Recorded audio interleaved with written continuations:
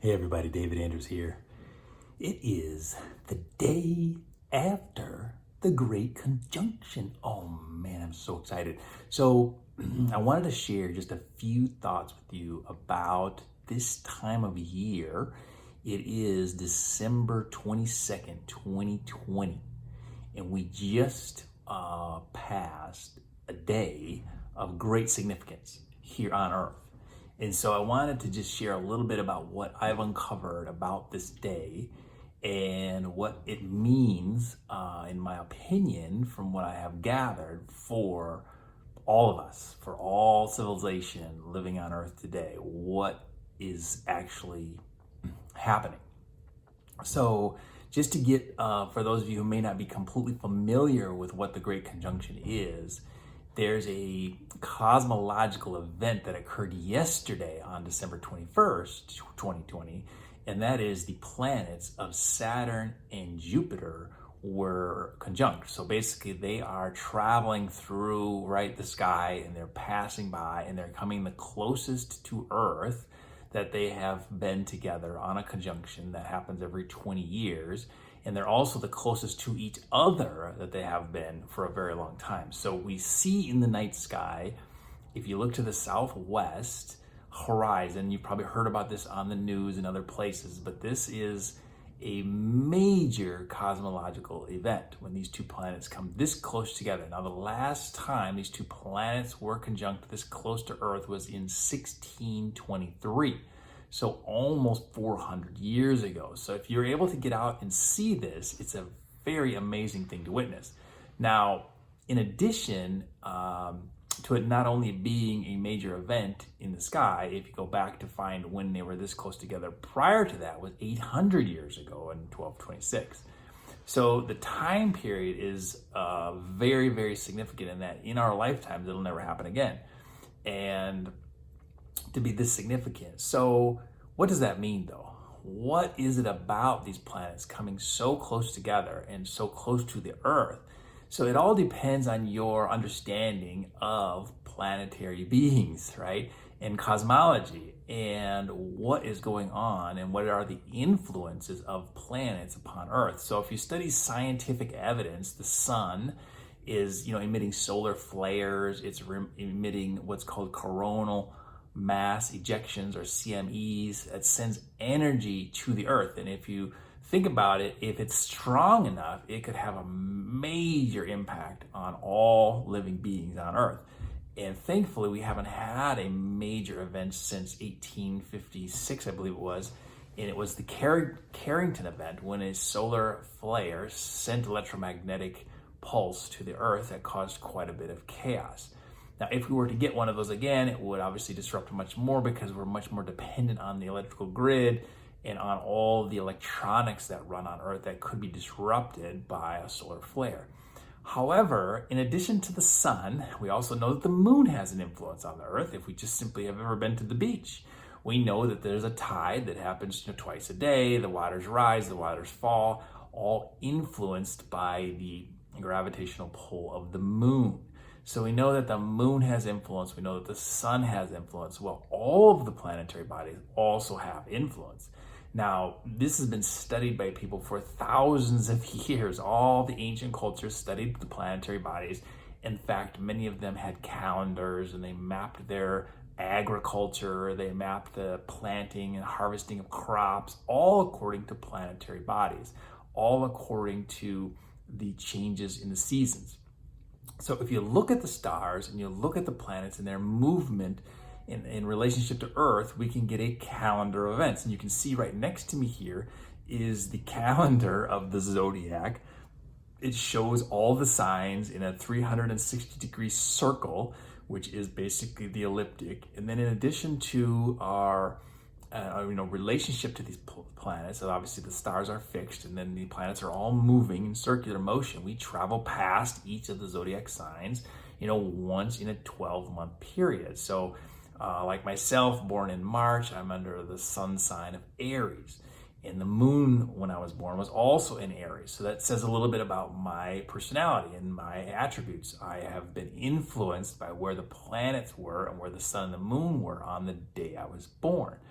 And so all of this plays back to the Great Conjunction, meaning that Saturn and Jupiter are basically on top of each other, the closest to the Earth they've been in 400 years. Now, if you look back at history, you start to unravel why is this significant? Because these two planets, when they go conjunct in an election year, which they happens every 20 years, so it always falls in an election year, because it's just in America, that's how it lined up. And so if you look back, there's been several presidents who were elected in an election year that happened during the Great Conjunction, where either that president either died in office, or they were assassinated, or there was an assassination attempt. It just has not boded well for presidents elected. So let's hope that doesn't happen in this round, whether that be the sitting president or the next president. But these are the things that if you look in history, you actually see real occurrences, and people piece this together and they start to realize there are influences that happen to the Earth from planetary bodies. So what many people maybe don't realize is the fact that we are not only going around the sun and traveling past all of these zodiac signs once a year, where also the entire solar system is shifting as it goes around the great central sun, and that is going in reverse of in the ecliptic. So we're actually going backwards, it appears that way, as we travel around the sun. And so each trip around the great ecliptic is called a great, I guess it would be an eon or an age. So it takes 2,160 years for Earth to get through all of get through one of the signs. So if you look back in history, there was the Taurian age, the age of Taurus. Then there was the age of Aquarius, because it's going backwards through the signs. Then around the time of Jesus was the start of the Piscean age. That's why you have Christianity with the symbol of the fish, and you have all the references in the Bible to, Jesus going out and gathering up the fishermen, and he talks about casting your net on the right side of the boat, and you'll catch 153 fish, and so on. So that was the age of Pisces. And then 2,160 years later, we are now entering, or already maybe in, the age of Aquarius. The age of Aquarius being the water bearer, right? And so you get this image also in the Bible when Jesus told the disciples to go into the city and look for the man with a pitcher of water. And in that time period, that would be a very strange example, because the culture of the day was only the women actually carried the water. So he said, look for the man with the pitcher of water, and then I'll meet you in the upper room. Well, he's referring to the age of Aquarius, because that's the constellation, is the picture of a man with a constellation with a man with a pitcher of water.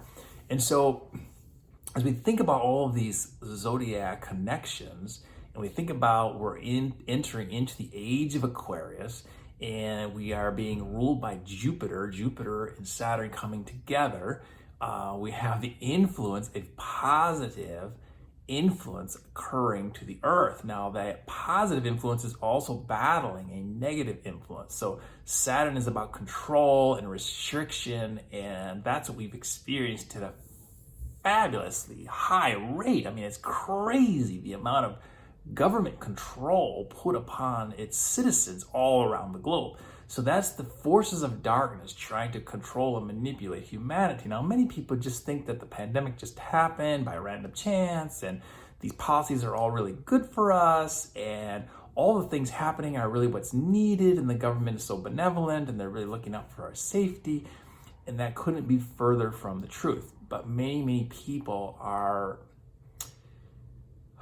confused, or are delusional, or simply in denial that we are being influenced by very, very dark forces. And so this age of Aquarius, this entering of not only the great ecliptic going through into the age of Aquarius, which is going to last 2,160 years until we get to the next sign, which would be Sagittarius, we are basically going through this new time period. And it should have some influence on world leaders. It should have influence on government control. It should be reducing. However, it may take a while for the people to realize and to understand that we have the power. So the people inside of us is a great wealth of energy, of power, of ability to change and grow and expand and be creative. But as long as we're distracted by what's going on in the society around us, which is the fear mongering and the mind control, if we're locked into that, we won't be developing our own creative abilities, our own purpose. We won't be expanding and connecting and unifying and bringing about more love, joy, peace, and harmony to the earth.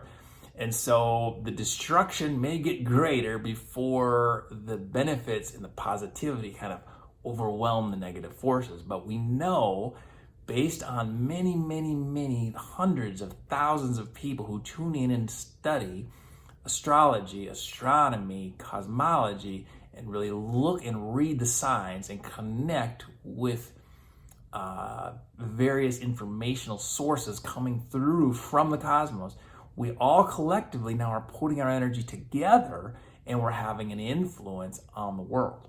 And so I just wanted to share some of this information because it's very important to look more broadly than what we see and hear in a mainstream media world. So all of the media companies that put out all of the news all around the world are pretty much owned by a very few sources. And so because those companies are owned by a ruling elite individuals that then represent corporations, and those media companies are all connected to technology companies. And those technology companies have destroyed our freedom of speech rights. So freedom of speech no longer exists in America. I hope everyone understands that. I hope we all realize that we have been oppressed by technology and by media. So with this new shift in the Age of Aquarius, in this great conjunction, there will be influences coming to Earth from our planets that are going to shift us into a higher state of consciousness. Many millions of people all around the world are becoming more aware of what's happening on Earth and more aware of what people are being influenced by and the negative forces that are controlling the world. And so as more of us join together, as more of us sort of, become more aware and realize these things, then we can bond together in unity, in love, in peace, in harmony, in helping our neighbor and being collective force for good on Earth. And if we can just simply eliminate the negative forces that are controlling and stop listening, stop watching, because that's the only thing they have really to feed on is our attention. If we stop giving our attention to the media sources that are spewing forth propaganda and falsity and misinformation and calling it news, and then people who speak truth are labeled as conspiracy theorists and extremists and alt-right or alt-left, and so those people are immediately crushed by the great media engine, or they are censored by great technology algorithms. So if you have been watching anything on social media, you know that thousands, if not millions, of posts and websites and videos and channels have been shut down or eliminated from view from all participants. So that alone tells us, that one thing tells us that we no longer are free. There is no more freedom of speech in America. Everything is being censored, everything is being controlled. And so the narrative becomes very disrupted and very one-sided. And so we have to band together as truth seekers, as lovers of freedom, as lovers of love, joy, peace, harmony.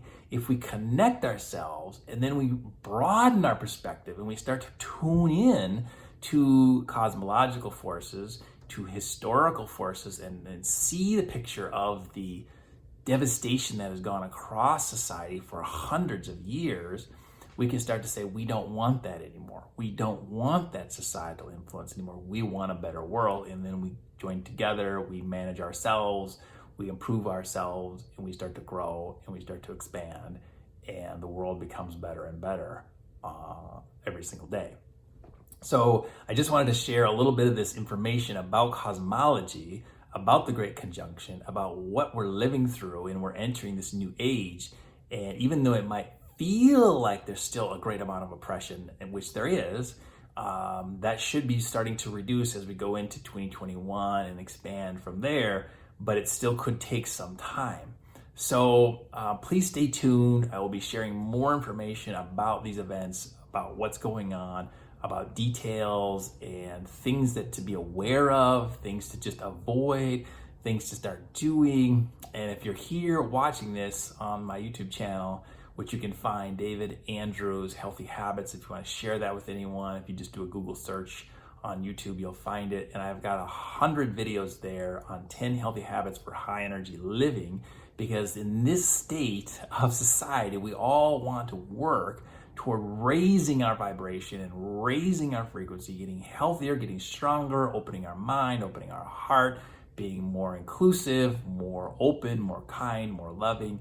And if we all do that and we stop giving the attention to the dark forces, then that dark force has no power and it will simply vanish from Earth.